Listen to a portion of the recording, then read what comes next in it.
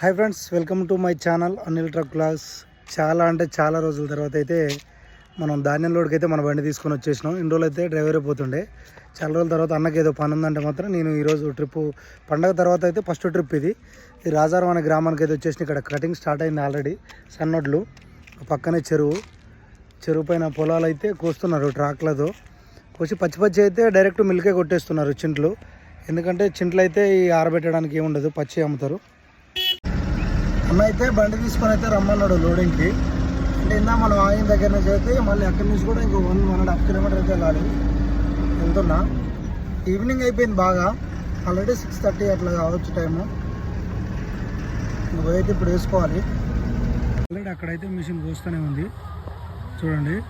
ఇక్కడ పోయంగానే ట్రాలీలో లోడ్ చేసుకొని వచ్చేసి డైరెక్ట్ ఇక్కడ పోసి కాట అయితే కొడుతున్నారు.